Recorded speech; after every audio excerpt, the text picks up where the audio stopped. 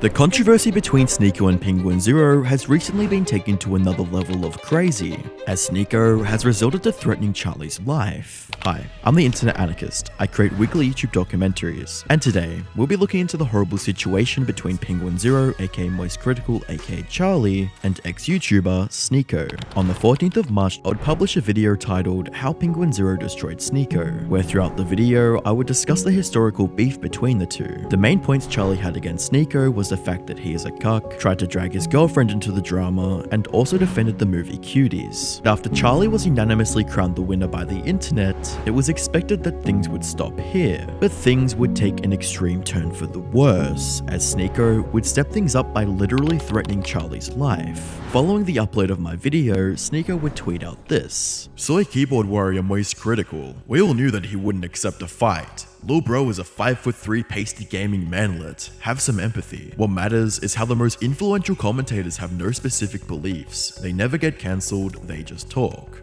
Why do you listen?"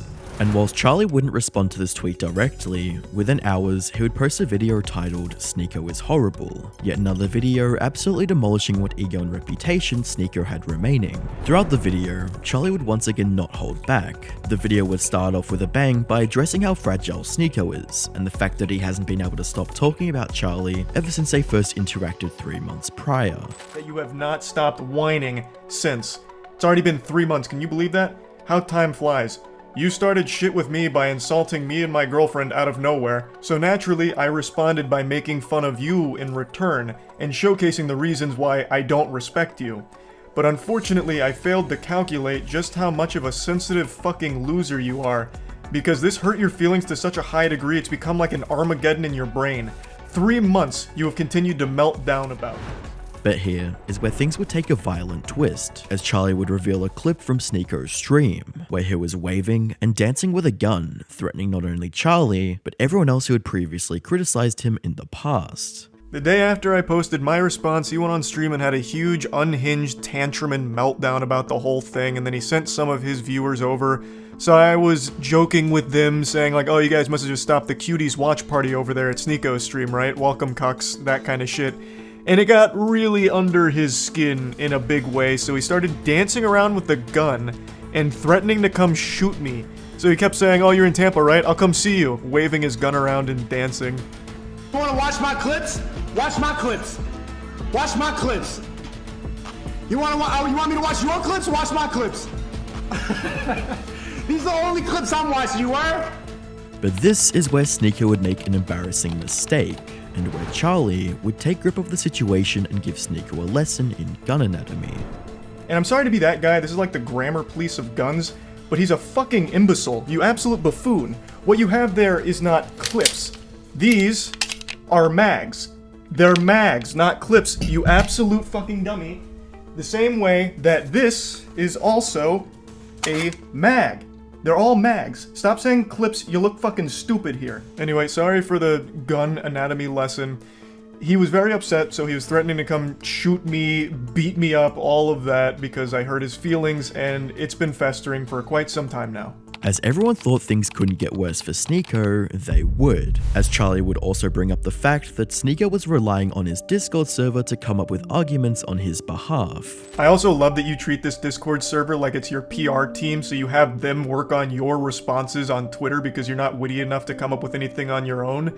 You have no ability to banter, you can't insult anyone. Anytime you're pushed, all you fall back on is one of 3 things: soy boy, bot, or NPC, and that's it. You never deviate from this path, which is ironic because you're like literally a sheep. You have 3 programmed responses. You're like the absolute worst character, side character in an MMO. Later in Charlie's response, he would once again bring up SNEAKO's life as a cuck. Another thing that I talked about for a reason I don't respect him is because he battles with his own sexuality. He is very public about how he used to go to these swinger parties, I think he says 4 in total, over the course of like 2 weeks, where he watched his girlfriend get fucked by other men. Even telling the story of how he was literally in the bed watching his girl get fucked by a different man, moaning intensely, and it was traumatizing. yet he recommends that everyone should try it at some point for some reason. So my point with this was, why is this the guy that's lecturing everyone on their relationships, shitting on people's relationships, when he himself is in one that makes him very upset and he can't come to terms with it? Now, if he's open about being a cuck and happy and proud to be a cuck, that's fine. But he's not. It makes him mad every single time.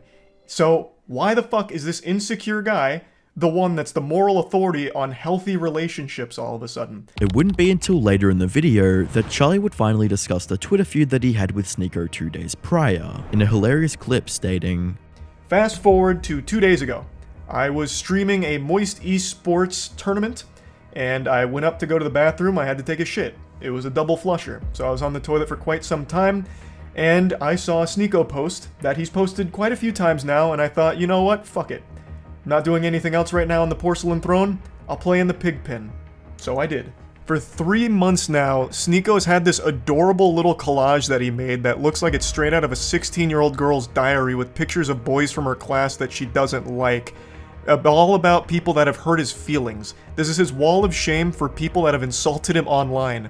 What's even sadder about it is he purposely leaves out people that he's afraid of. So Turkey Tom, for example, made a whole video talking about SNEAKO and how pathetic he is, and SNEAKO tried to talk a big game to him, even challenged him to a debate, which Turkey Tom accepted with jubilation. He was ecstatic. And then SNEAKO kept ducking him, ghosting him. So he leaves Turkey Tom off of this list because he's afraid to actually talk to him, and he also leaves off quite a few other people, but the most notable other one that is comical for the absence is Brandon Buckingham. Brandon Buckingham is an internet content creator that SNEAKO lied about for a long time, and they had a lot of beef, and Brandon Buckingham actually challenged him to a fight. And SNEAKO is very fearful of him. Now, I will say it again. What I did, and what I am doing right now, is not canceling you, SNEAKO. I am insulting you. I am making fun of you. Something that you were supposed to be a huge proponent of, right? Wasn't like one of your big things like bullying needs to be brought back. So now that I'm making fun of you, what, all of a sudden now it's off limits, now it's canceling? You have become the SJWs that you criticize so much. I don't know how you don't realize that. Charlie would also destroy SNEAKO by addressing the fact that SNEAKO constantly resorts to wanting to fight whenever he is insulted online, further proving that he has no genuine comebacks or defenses for what people say about him. I think this is important to talk about, and I just talked about it recently. When you are getting your feelings hurt and your immediate response isn't to fire back with insults, jokes, whatever, it's to challenge someone to a fight, you've taken a huge L. You've shown that the person has got under your skin, and the only thing you can resort to is a caveman brain of, I'll beat you in a fight. SNEAKO, you beating me in a fight doesn't unfuck your girlfriend from the numerous men that had sex with her in front of you. It doesn't do anything. Everything I've said still stands. Nothing changes. It doesn't even salvage your ego. All it is a pathetic fucking attempt at attention. And I don't think you believe half the things you talk about. I really think SNEAKO just panders as much as possible. He himself doesn't even stand by the things he talks about. I really don't think he has any beliefs of his own. He just echoes what he thinks is going to get him the biggest audience / the most money. He would also state that SNEAKO was just attention seeking, as YouTuber Brandon Buckingham offered to fight SNEAKO, but SNEAKO would instead ignore and try to avoid it. This puffing out his chest of challenging me to a fight is clearly attention. That's what it feels like, because you don't have the same energy for Brandon Buckingham. Brandon Buckingham is more than willing to fight you any day of the week. But with him, you don't want to do that for some reason. Why? Do you not stand by your beliefs when it comes to Brandon Buckingham? He has said all the same things about you that I am saying about you. So why is he exempt? Why don't you want to fight him? That's so weird.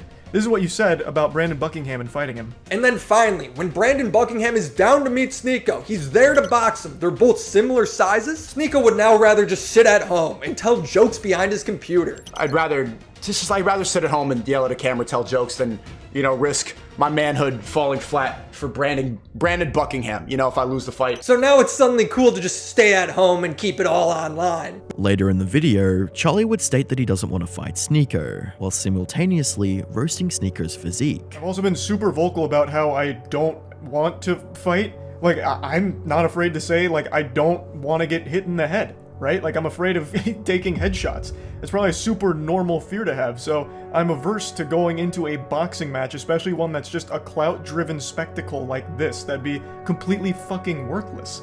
And I've been super open about that, which I'm sure you know since you keep saying that you've watched my content, so you probably know that I was never going to accept a fight in the first place. Especially since you're like significantly taller than me, right? Like it wouldn't make any sense. And even though you would probably beat me in a fight, you're certainly not beating me in like an aesthetic physique competition, because goddamn, I blow your ass out of the water. Look at this fucking anime character physique I'm rocking. Meanwhile, you're over here with that Abercrombie & Fitch from 1998. The video would go completely viral, gaining almost 2 million views within just 5 hours. And whilst Charlie would be extremely harsh on SNEAKO, the video would be received well by the audience, with comments stating, Watching Charlie demolish SNEAKO was truly the moment of all time. and He seemed like such a down-to-earth, respectful, and thoughtful person in his old content. I guess watching his girlfriend enjoy another man's pipe really broke his brain. it's unfortunate that this situation had to result in threats of violence and hostility, but it's safe to say that this is on SNEAKO's end of things, as Charlie has not once threatened SNEAKO in this whole situation. And if you're wondering how Charlie became so popular to begin with, click on the video on screen to find out.